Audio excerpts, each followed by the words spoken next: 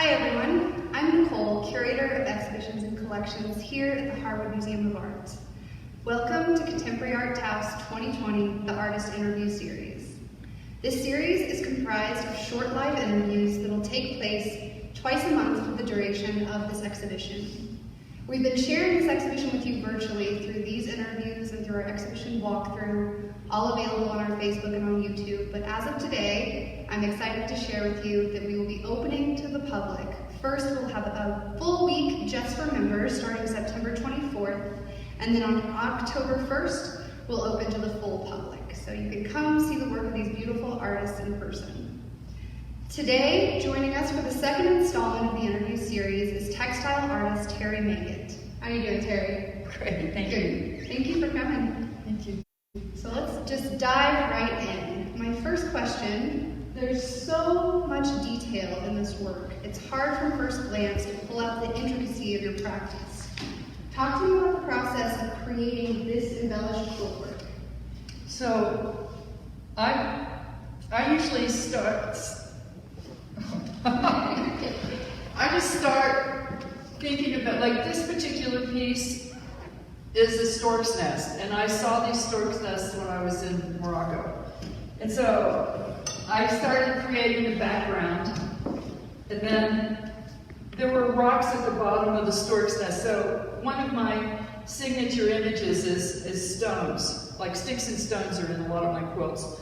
So these are the rocks down here that are all done with hand reverse applique. And then I started on the stork's nest making these hand-stitched reverse applique, which is really labor-intensive. And then I painted, like these orange ones, I started painting some on. And then I don't like just to paint a lot of times, so I hand embroider around the paint. They're like these little lines that are hand embroidered around the paint. And so it's a mix of hand reverse applique and paint. And then I embellished with the Moroccan hand-tied buttons and babies. Because of the old adage, like, the storks bring the babies, so then the babies would be in the stork's nest. I have to say, since we posted this photo on Facebook, we got a lot of questions about the baby. So I'm glad the story's been cleared up for everyone, that it is a stork's nest, and that's why babies are in here. Yeah. For those of us who aren't familiar with textile art, what is applique? Oh, applique, usually, a lot of people do, regular applique is when you take a piece of fabric and apply it on the surface. But I do reverse applique, which is, I cut a hole, like I piece this whole thing together, and then I cut a hole, I cut a hole where this line goes, and then I turn it under the edges and hand sew it down. Like, so reverse applique, you bring the piece in from behind. Applique, you put it on the surface. Got it.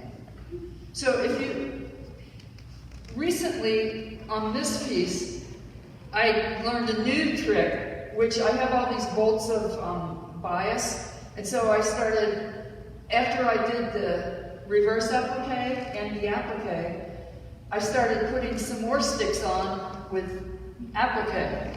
For our viewers, in a little bit, we're going to take a look at Terrie's newest work that she brought to us for a sneak peek, so you can learn a little bit about what she's talking about in the newest work.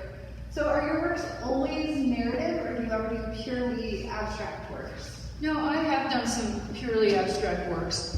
I mean, mostly, in the beginning, most of my work were stories about my life and things I've observed or seen. And then sometimes I just do pieces that are about form and color. And that's what a lot of traditional quilts are that way. They're just color and form.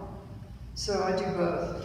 I was going to ask you if it's typically personal narrative or objective, but I think you sort of answered that question a little bit. Sometimes you're just interested. Oh, objective. I have my daughter look that up. When I read your list of questions, I asked my daughter, what is objective narrative? And it said, you don't make a judgment, you just present the facts, right? Mm-hmm. So I do that, but sometimes I also express my opinion. That's great. And you were talking earlier, you also make political work sometimes. I do. But this work is not political. This is not political, this is just, actually when I saw these stork's nests, I saw them in southern Spain, I saw them in Morocco, and they were just like totally fascinating to me. And some of my earlier work, like I did this stick bed that was in one of the Quilt Nationals that had sticks, real sticks all over the bed, and then the quilt had these reverse applique sticks on it. So sticks are one of my images. Like I took this class with at the university, and our teacher said that everybody had a stable of imagery. So sticks and stones are in my stable of imagery. So when I saw these stork's nests, I just thought I have to do some stork's nests. And so when I came home, I started on this series, and they take a long time. So now I'm finished with them. I'm going to move on to other things. Is a piece of this narrative about your own relationship to motherhood? Well, it's sort of about childhood in a way. I mean, the whole thing about putting babies in the nest, it probably grosses some people out, but it's about that old adage that you learn in childhood. So it's very, it's comical in a way.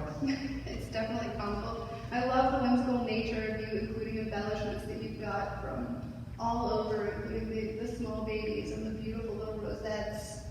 So I know that you also design fabric. Can you talk to me a little bit about the difference between how you do embellishing quilt work and how that creative process is for fabric design? Well, the fabrics I design I met this older lady that used to be a fabric designer in New York City. I met her here in Taos, and she told me that when she drew fabric designs, they were called conversational. And so fabric with imagery in it is called conversational. And for me, in my quilts, I like to use conversational fabric because it helps tell more of the story. But it's easier to make quilts with just solid colors, to tell you the truth, because then when you have the imagery in there, it changes all the colors and all the form and everything. So, what was the question? Sorry. Oh no, just how you approach embellishing quilts, creating this very detailed, hand-painted, embellished quilt work versus how you approach or what your relationship is to textile design, which seems like such a different process.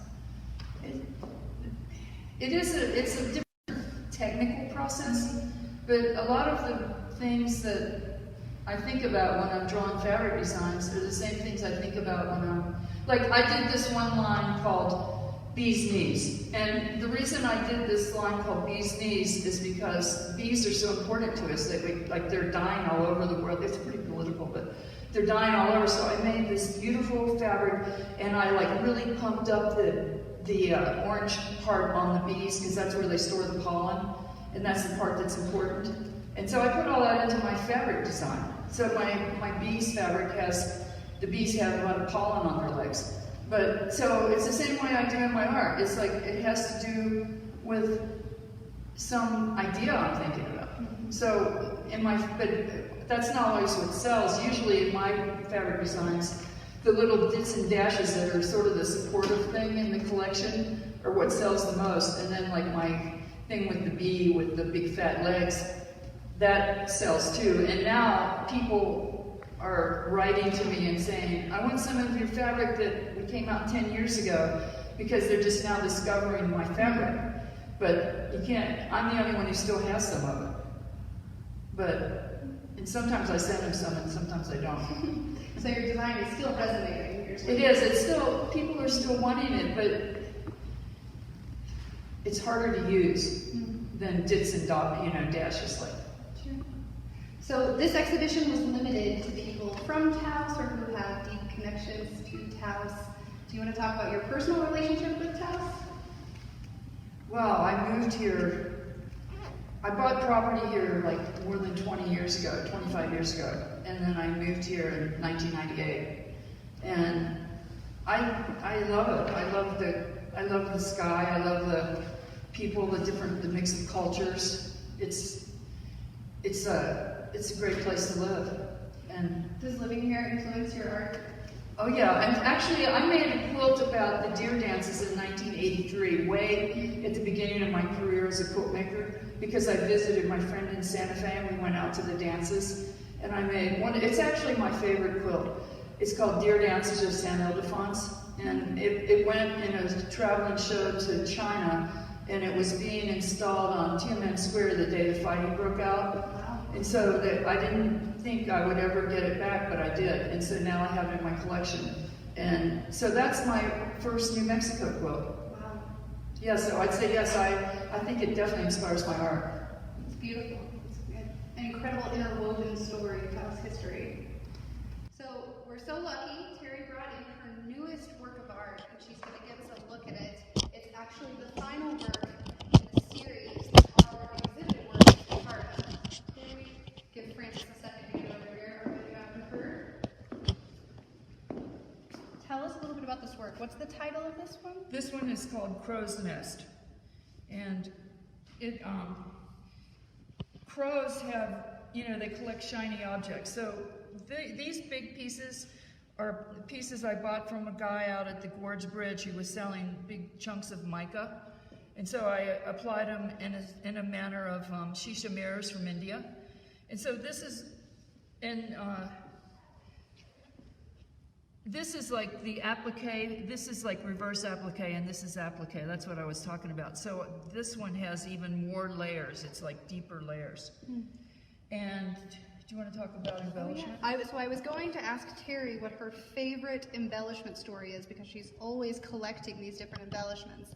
And she said that this quilt actually contains that story. So do you mind sharing with us? So when I was 12 years old, I started sewing. I went to this fabric store that was in Newport, Kentucky, and this lady, it was called Grove's Dry Goods. And on the wall of this old fabric store were cigar boxes full of embellishments and buttons and things. But the owner, Alma, wouldn't let anybody look in there. And so I couldn't, when I was 12 years old, I couldn't look in all the cigar boxes.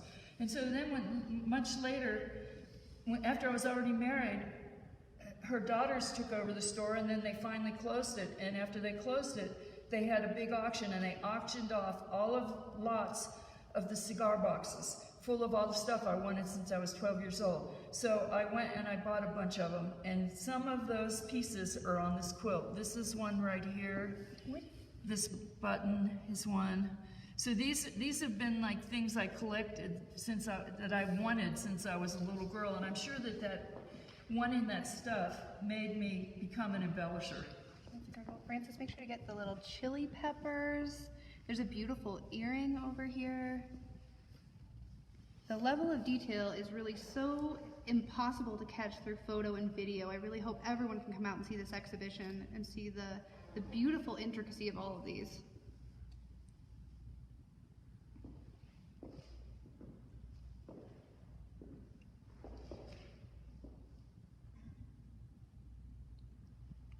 Let's take one last look over here at Stork's Nest, the work that's part of our current exhibition while we have the camera moving around. Frances, can you get in here on these tiny details? There you go. That's great. Well, thank you so much for joining us. We really appreciate you tuning in for this edition of our Artist Interview Series.